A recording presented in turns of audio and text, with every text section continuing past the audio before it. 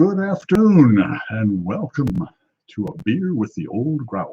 I'm Pete LaFrance, the Old Growler, and it is 5 o'clock, or close enough to 5 o'clock, here on Friday, the 8th of May, 2020.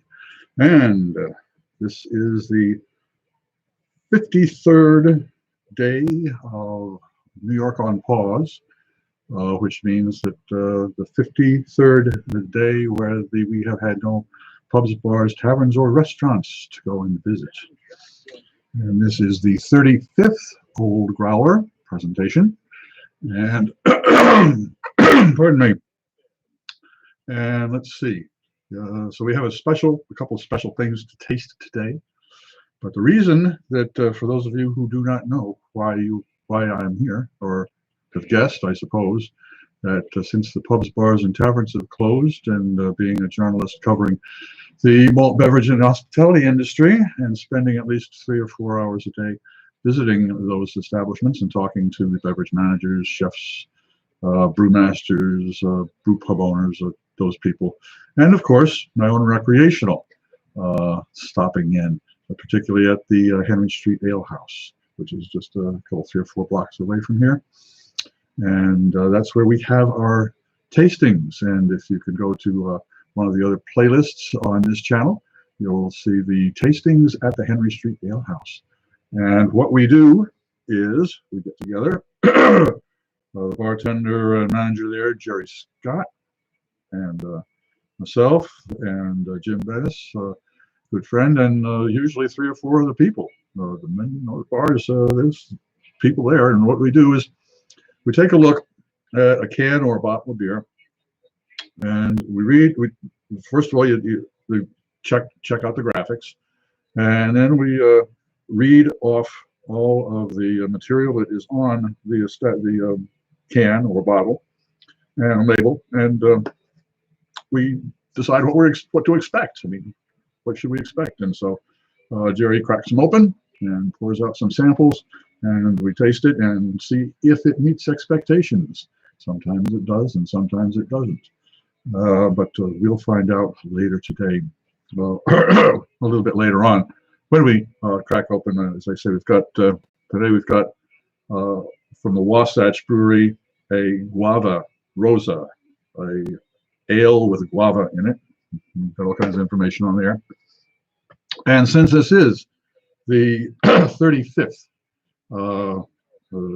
presentation of the Old Growler, I'm going to open up a bottle of 1992. It was bottled in 1992, a Thomas Hardy's ale, and I'm looking forward to that. So thank you very much for showing up. I see 3 folks here. We've almost got a quorum, and 2 thumbs up, though. That's what I really appreciate. That is the truth. I do appreciate that. Okay. Let's move that out of the way. And, oh yeah, since it is now officially past 5 o'clock, it's time for another sample here now. This is a growler that I picked up over at the Henry Street Ale House. I wander over there at 4 o'clock in the afternoon. That's when they open, and get myself a growler. And this growler comes from the Tributary Brewing Company up in Kittery, Maine. Todd Mott is the brewmaster up there. I've known him for years, and a lot of fun up there. It always is. But this growler is what was left over from yesterday. I screwed the cap down tight, and we're going to see if there's any life in this one. And I do believe it is. I'm going to check. Got the receipt right here. Founders Porter. Oh, I remember. This is a dark one. This is the dark one. Okay. Well, what the hell? Might as well screw your taste buds up. Well, I tell you what. Why don't we start out? With a tasting? Since that's a porter, and that's a hefty little bugger. And this is Guava Rosa. Can you imagine trying to taste something like a guava ale after a porter? Oh, that wouldn't be too good. No, I don't think so. So, anyways, let's crack open this here. Let's do a tasting, and later on, after I get through the tastings, and it gets time to ruminate or to contemplate or and for me to pontificate. No, not pontificate. I don't pontificate. I try not to anyway. But I'm going to talk about the influence that the microbreweries that started in 1976 and 74 had a exponentially influence on American food culture in particular. So that's going to be fun. I hope you'll find it interesting. But anyways, let's start here. Let's do a tasting. And the tasting is as we would do, meeting expectations. Let's see if it does. Okay, what have we got here? The folks at Wasatch sent me a 6-pack of this, so we'll have to see what it tastes like. Okay. Yes, occasionally brewers will send me, sometimes a distiller will send me a sample to try, and so we'll see if it meets expectations. I certainly hope it does. But if it doesn't, we'll let them know. Okay, let's start right now. Take a look at the label. It's kind of a funky round illustration. I don't know what a guava looks like. I haven't cut one in half them, so I can't really tell whether that is a guava or not. But they got the Wasatch Brewery Guava Rosa Ale with guava. Okay, 7.1% alcohol by volume. 8 international bittering units. Now, let's see. Tastes like tropical, tart, refreshing. Join us for a day in the sun and sand with this Mexican-inspired ale, brewed with real guava to lend sweet and tart notes that shine against a subtle hop profile. This light pink cerveza is a fiesta in a can. Wasatch Brewery, Salt Lake City, Utah, and we drink our share and sell the rest. WasatchBeers.com. 12 fluid ounces of unfiltered beer. Okay, so we know it's got guava in it. We know that it's unfiltered. We know that it should be tart and refreshing. At 7.1% alcohol, that's not too high. And 8 bittering units. So that's relatively low as far as the bittering units go. So I'm expecting a rosy colored, hazy, lightly hopped, fruity, tropical fruit flavored beer. Okay, let's see what we got. Use a wine glass because I've been using the wine glasses as tasting glasses as a standard, because that way you get the same aromatics. I don't like the color. I don't like that glass. Looks like a word. That's a little better. Okay, let's crack it open and pour it.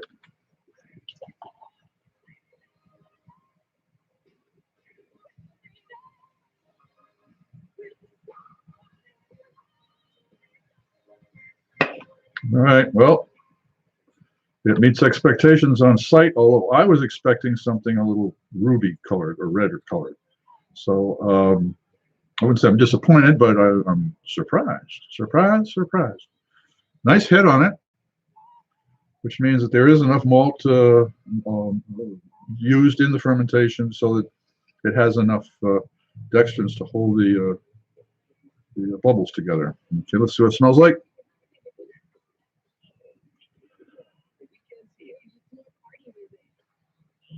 It's kind of an odd smell. I'm sorry, being not acquainted with guava. I'm confused. So, anyways, I'm going to give it a sip.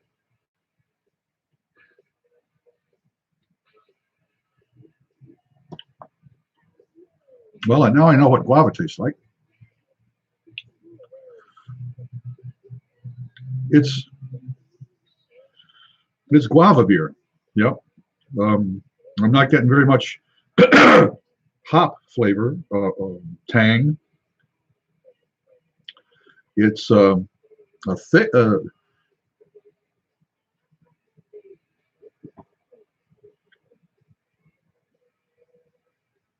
It's not a heavily bodied beer. There's no sweet and cloy flavor to it. I'm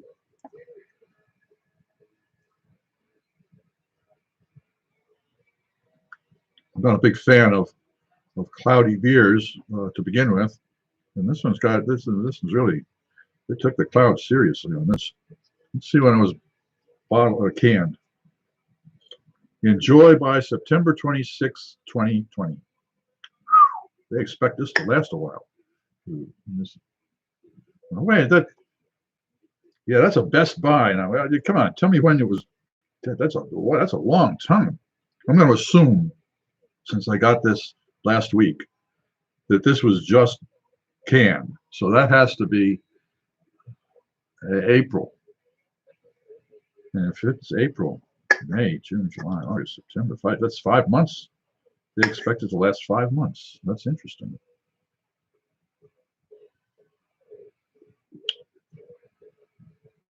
Well,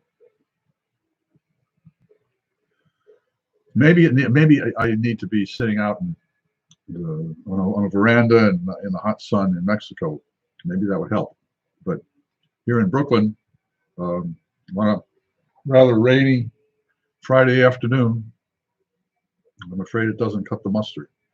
So does it meet expectations? Well, I was confused to begin with, and I ended up confused. So I suppose in a way it does. It meets expectations. There you go. All right. Well, sit over there, little friend. Glad to have met you. But tell your mom and dad that you need a little work. All right. Let's get down to the porter. Well, it sounds like it's active.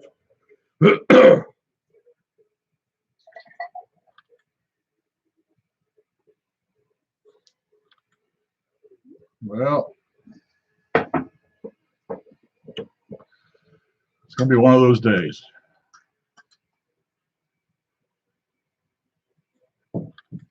Every once in a while, they come along. Cheers.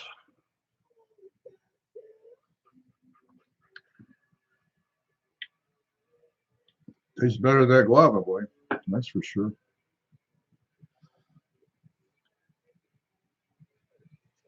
For those of you who are watching on another day, rather than here on the 8th of May,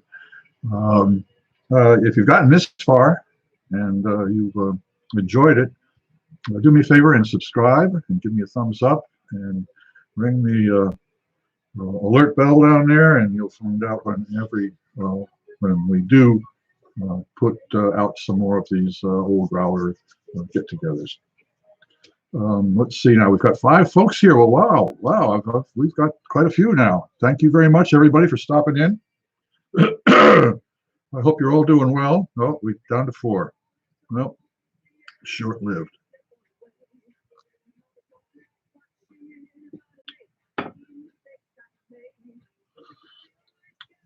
Well, today, at least here in New York City, for one thing. Well, let me preface this. I can attest to the fact that in the last 25, 30 years, the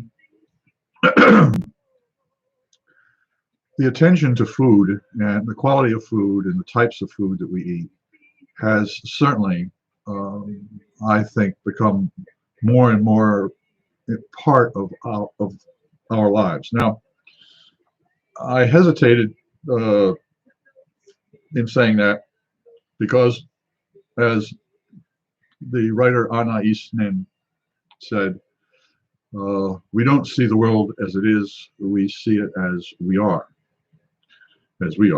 So this is an observation from my point of view. although there is some semblance out there of, that my observations might not be off target, but it seems that there's a lot more attention to types and styles of food. There's more styles of pasta, types of pasta in even supermarkets. Cheeses that you wouldn't have seen on sale are proliferating. Olive oils. You can walk down olive oils, spices, condiments, all have expanded tremendously in the last 20 or 30 years. Restaurants in particular, the types and styles of food, the heritage vegetables and fruits have all become, I wouldn't say mainstream, but almost mainstream. Even in relatively rural areas, I'm thinking in particular, say Waterbury, Vermont, or Manchester, New Hampshire. Even there, the restaurants pay attention to and are very intent on local produce and local poultry and beef if they can. Certainly local cheeses and local produce for sure. I know the Portsmouth Brewing Company in Portsmouth, New Hampshire, pays a great deal of attention to locally sourcing almost all of the foods that they serve at their brew pub. And of course, they also return the spent grain and such to farmers and to be used as fertilizer. And so there is a real attention to this type of thing and how it happened. And it all started, I believe it was 1974. Fritz Maytag, I'd have to check this, but I believe it was certainly in the early 70s that Fritz Maytag bought Anchor Steam Beer Company, because he was at a restaurant in San Francisco and liked the beer, and he asked for another bottle of beer, and the owner said, well, no, they don't have any more because the brewery's closing down. So he went and, if I'm not mistaken, bought it for, practically seller price, and restored it. And a fellow by the name of Jack McAuliffe, who was in the Navy at the time, a young fella, visited Fritz Maytag at Anchor Steam and became, first of all, Jack McAuliffe learned to homebrew while he was in the Navy. He was stationed in Scotland, and so in Europe at the time, in the late 60s, early 70s, beer was taxed very, very highly because, well, I don't know why, but it was taxed very highly, and usually on alcohol content. So the higher the alcohol content, the more sugar you use, the more malt you use, the higher the price of the beer. Six-penny beer was, really hot stuff and very high in alcohol, where a two-penny beer was not so high in alcohol, and what you drank was a session beer. So he learned the taste of beer in Scotland for sure. And when he came back, he started homebrewing and became interested in Anchor Steam and Fritz Maytag's operation, and went, visited, saw it, and decided to do his own, to put his own together. But to fashion this as not an ongoing brewery, but to build a microbrewery. So he did. And in 1975, he moved to Sonoma. And this was mainly from San Francisco, I do believe, influenced by cheaper expenses and local food and wine scene focused on quality, and would eventually lead to the emergence of California cuisine. And then in October of '77, they brewed their first batch of ale in a shaded steel warehouse with shed-housed food-grade 55-gallon U.S. gallon Coca-Cola syrup drums converted into a brew house vessels and a fermenter. A World War II era bottle washer made from battleship decking. I guess he was in the Navy, so you knew where to find it. And a vintage 1910 bottle labeler. They brewed 7.5 barrels, 217 U.S. gallons per week, quickly selling every bottle when they had brewed it and bottled it and labeled it. The brewery offered a pale ale, porter, and stout, all bottle conditioned for 5 weeks rather than pasteurized. However, production wasn't enough to turn a profit, and 6 years after its founding in November of 1982, New Albion brewed its final batch of beer. So from 77 to 82, New Albion was lighting the fire that started the microbrewing and small brewery phenomenon. Ken Grossman at Sierra Nevada was also involved at that time, and they were heavily influenced by like the California cuisine, which again was going very local. They were Alice Waters, Chef Alice Waters at Les Penas. I hope I pronounced that correctly. Les Penas was very interested in the organic, without farming without any of the pesticides, et cetera. Really local, artisanal fruits and vegetables that had to be hand picked rather than picked by machine. Some of these were just she started really paying attention to the quality of food that was in her restaurant. And there were numbers of chefs that went through under her tutelage, and it slowly began to raise the awareness of how important it was that you didn't have just cheap food, you had good food. And farmers markets started to spring up. Let's not forget that in 76, 77, 78, we're talking I wouldn't say consolidation, but the semi-mainstreaming of the hippie movement, and the realization that some of the stuff that the hippies were talking about, the back to nature type thing, and making it yourself, was important. And at the same time, the microbreweries were just barely starting out. There was a raft. When I say a raft, enough people in the United States were interested in home brewing that the American Homebrewers Association was founded by Charlie Papazian, and they have. I'm pretty sure they had to have been started in in the mid to late 70s, and to today. Well, I think last year was probably. I don't know if they're going to have the Great American Beer Festival in Denver, Colorado this year, but it has been out there for at least 40 something years in Denver every year. The Great American Beer Festival, sponsored by the American Homebrewers.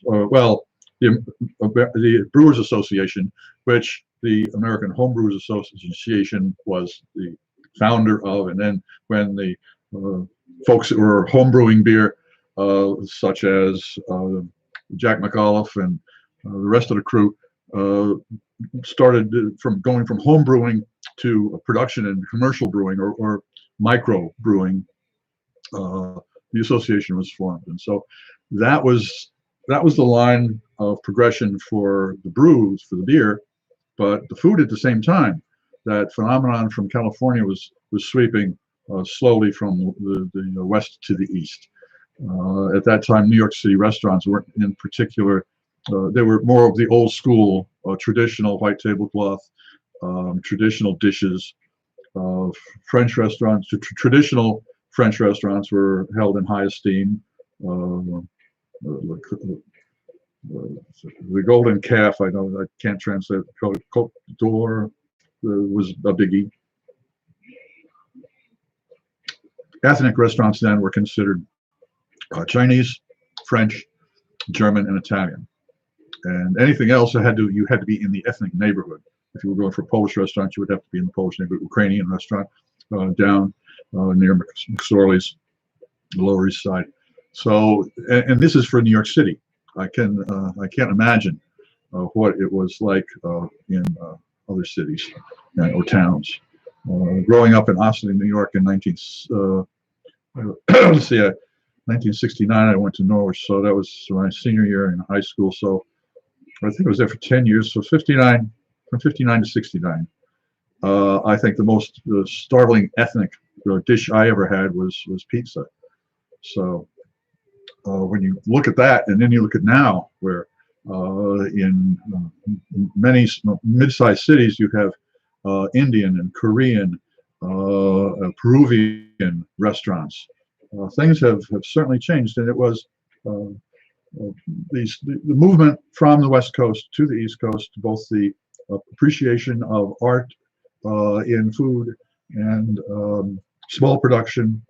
It really did cause a major influence, I think, in how Americans looked at food, those who were interested in looking at food.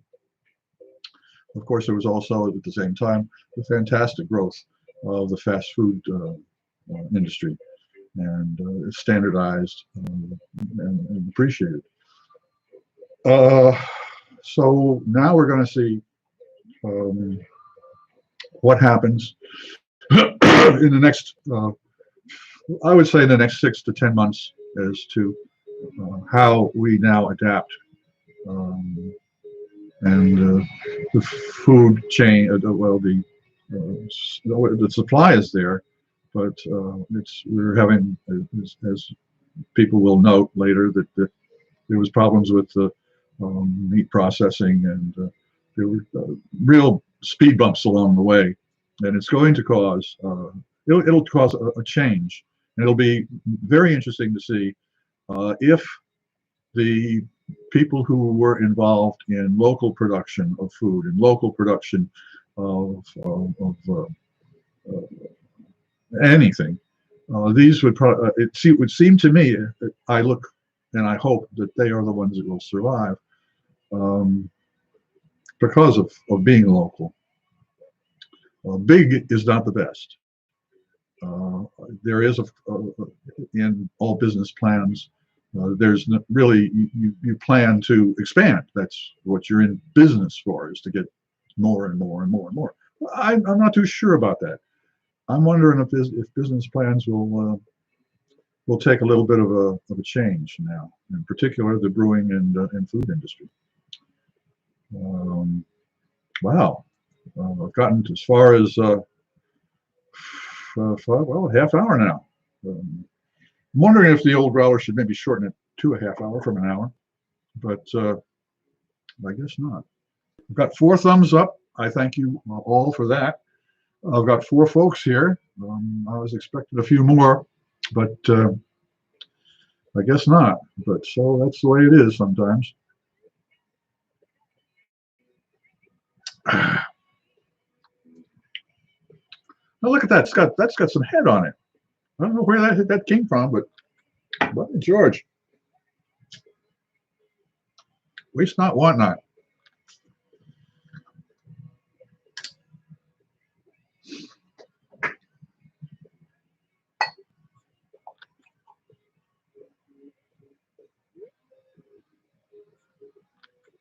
Yeah. All right, George, there is some life in the old girl yet. The old fella. A porter, so yeah, I guess it would be an old fella. Oh. Well, cheers.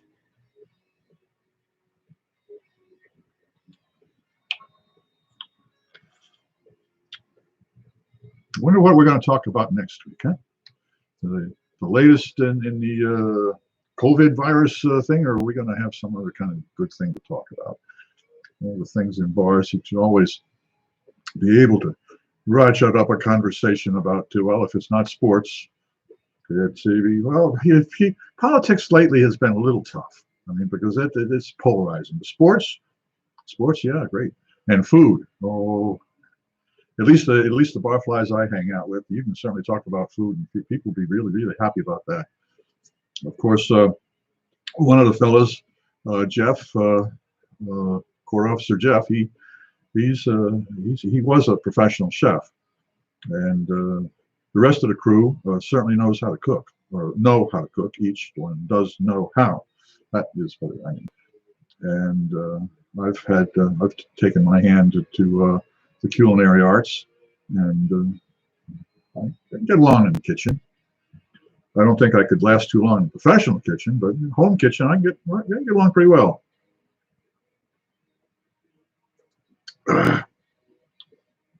There. Let's just keep that right there. It's a little bit better. And so food, yeah, we talk about food in the bar. That's for sure. Jokes, movies. Of course, movies today is very difficult. Well, once upon a time, you'd be able to go to a movie theater and watch the movie. Yeah, that was what you did. Now with the Netflix and all kinds of good flicks, Disney Plus and that Plus and the other Plus, Showtime, HBO. It's a great time for writers, I'm sure. I mean, boy, especially script writers. It's whoa, this has got to be salad days. But I wonder why they call them salad days. Huh? Salad's not very satisfying. I mean, it's a digestive help. I find it's helpful at the end of a meal to have salad to cleanse one's palate before you go to fruit and cheese. But that's how I eat different courses and the whole thing. Monica, thank goodness, my bar talk often glances off whatever I'm reading because I read in bars, or used to. Yeah, literature. Well, boy, that's reading. Boy, oh boy, oh boy. That is, you know something? I'm wondering whether that's a lost art. I find myself scanning rather than actually reading, and I'm trying to think right now. Yes, I know that's a very difficult thing to do, Peter. The last time I read a book cover to cover, and I think it was the last what my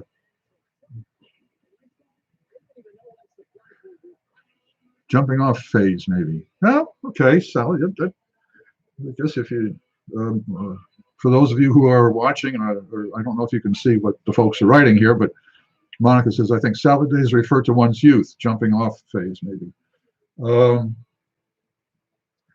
Okay. I do a little research on that. I love going and trying to find out where phrases come from, and you know, between you and me and the lamppost, that type of a thing.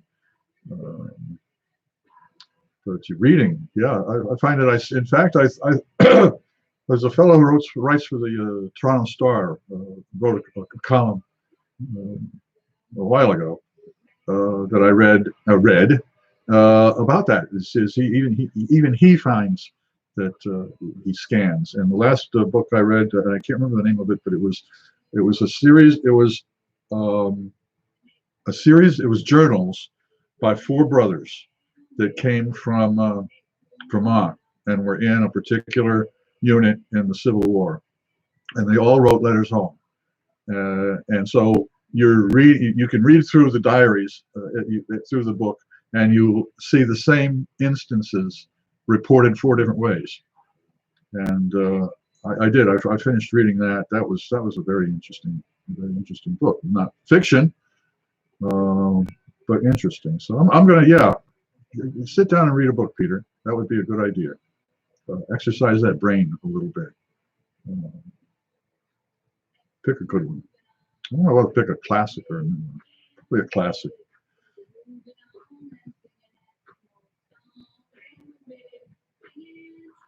Oh. Well, let's see. What else is new? It's still raining. So that's new. Well,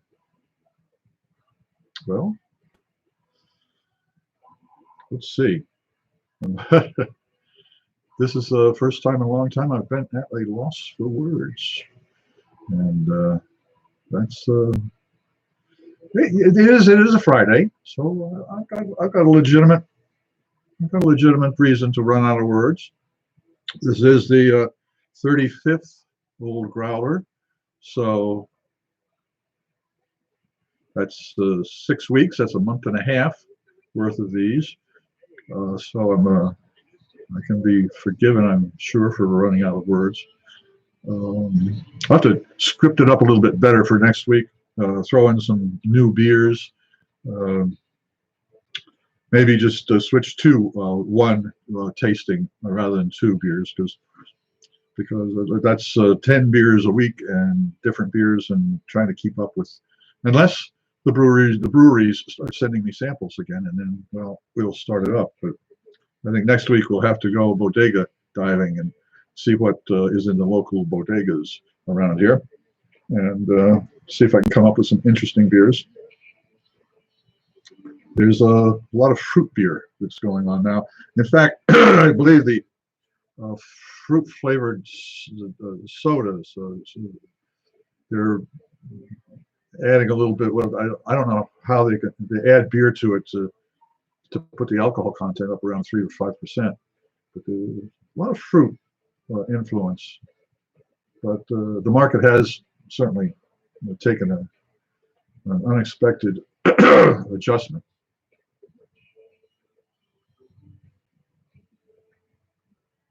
I've noticed that at least 6 or 7 of the Brooklyn-based breweries are doing beer deliveries. So at least in urban areas, we find that that's going to probably be more and more of a normal, at least for a while. And it's been disorienting. I think that's and not being sure of what's going to happen next. That's, for human beings, that's a very difficult thing to handle. They want to have some kind of assurance that there's the pearly gates and a nice place to go. So, and when that's not possible or believable, it makes life interesting. And I'm not too sure I like interesting. Yes, I do. I just don't like things too interesting. Let's see. I'm still reading, though not as much. Kind of odd that reading in bars was more productive than reading at home. Go figure. Because you have people around you. When you're in a bar, you don't have to be. I mean, there's humanity there. You're with people. I suppose it could go back to the wolf pack type mentality. People are social creatures. And so when we find ourselves isolated, the first impression, of course, is the first instinct, of course, is to want to go and herd, and you can't. And so that adds to the frustration. I know concentrating on writing. I always wanted to have a month or 2 so that I could write the great my great autobiography, or the great American book. The book on the book that I was working on, My Life as a Professional Barfly. And I don't think I've written more than maybe 2,000 words in the last month and a half, because concentrating is too difficult. It's, well, for me, and that's where I wanted time alone to write. Now I've got it, and now I don't want it. So it's my fault. That's what it is. I didn't want tourists on the bridge in the morning when I walked across the bridge, and now that's exactly what I got. Before all this happened, I was the one that wished that Brooklyn would become a food destination, and I got what I wanted. Now I have to be careful what I ask for. So make a list of things that you want really to happen and send it to me, and I'll wish for them, and we'll work out a lot better. Okay, well, let's see. 5:39. This is going to be going to end up to be one of the shortest. Fuck. I didn't say that. All right. It's a small audience, but God bless you all for being here. And I need to celebrate. This has been one heck of a week. So computer problems or online problems and server problems and all kinds of good stuff. And just the normal stress anyway of this good stuff. Let's try and celebrate. Okay, Thomas Hardy's Ale. In the information box below, I have some more information on Thomas Hardy's Ale, but apparently it goes back. I believe they were bottling this stuff. The oldest one I've got was bottled in 1986. Yeah, 1986 is the oldest one I have, and I do believe they were bottling for at least 10 or 15 years before that.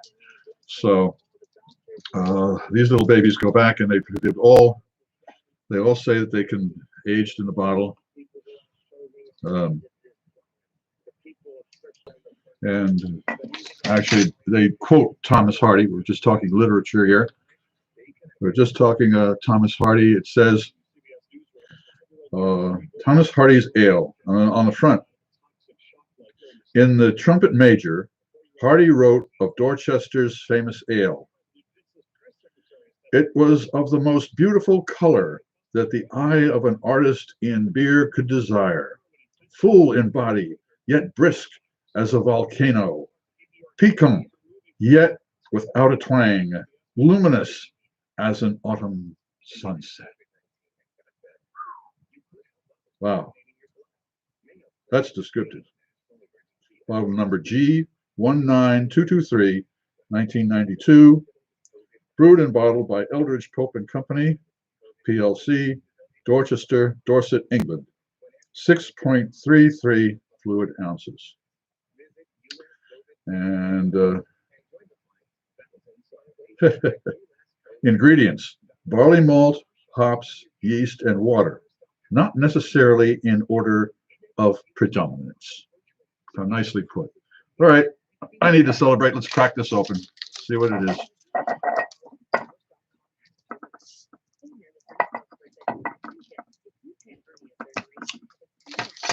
Well, it was a little bit of a hiss.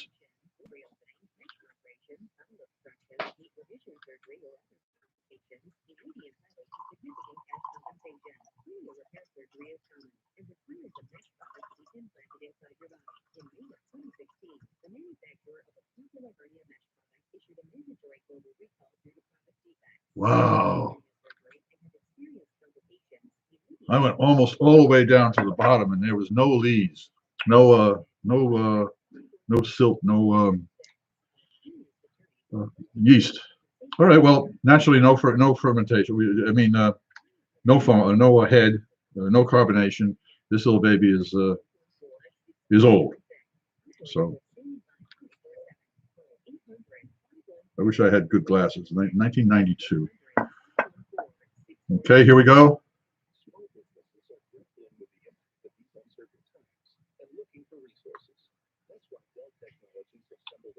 Burnt candy, molasses. Well, that's pretty much what I got. Can you see? Is it? Wow, you can see through this. It's like almost garnet colored. It's a garnet color. Wow. Okay.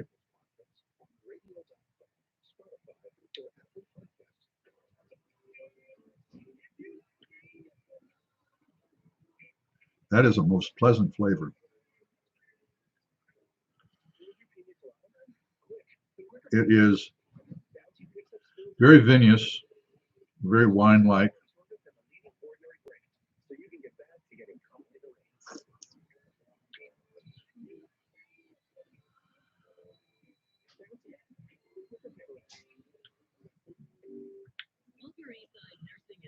Kind of a burnt, crisp candy, burnt sugar candy. There's a warmth to this. It is not marked on here, but I'm willing to bet that this is close to 11 maybe 12% alcohol. For sure, for sure. This is a thinking man, a thinking woman, a thinking person's beverage. One sips this.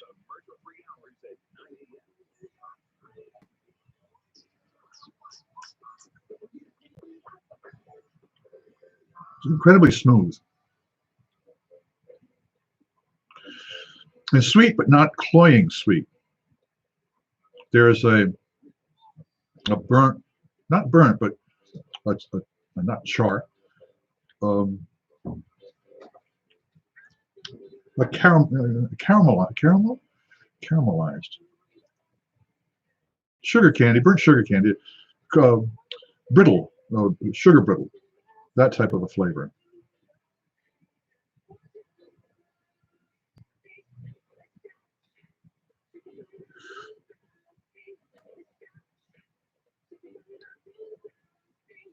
And there is a fullness of flavor. It's not a full-bodied beer. It's not a thick beer. It's not a viscous beer. But boy, oh boy, is it warm! Yeah, that's high alcohol. That's for sure, for sure. Well, Brother Hardy. I remember the younger one wasn't. I mean, it was good, but it wasn't as. I don't know. I think there was, for some reason, I'll have to go back and look and see how what I thought of that. But I see we've got 5 folks here. It's a pleasure, all of you. I'm toasting you and with Thomas Hardy's ale from 1992, and I wish all of you watching a good weekend. And I thank you for stopping by. Do me a favor and give me a thumbs up, or subscribe, and click on that alert button or bell so that you know when. Well, of course, you'll know when each one of these is posted. It's usually around 6 o'clock each day after I do a little bit of editing and add something to the information box below. So I'll be seeing you folks hopefully at 5 o'clock on Monday. We get another week. Begin on week number 7. Yeah, 7. We'll be going. I wonder if we can go all the way for 2 months. Anybody want to take a bet on that? Did I last for 2 months? Boy, oh boy. That's going to take a little work, I imagine.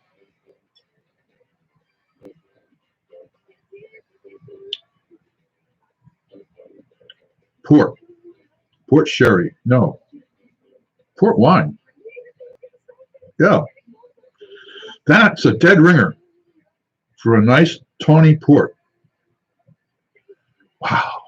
Now to do a taste of a tawny port against this. Same color. Me, oh my, what an observation.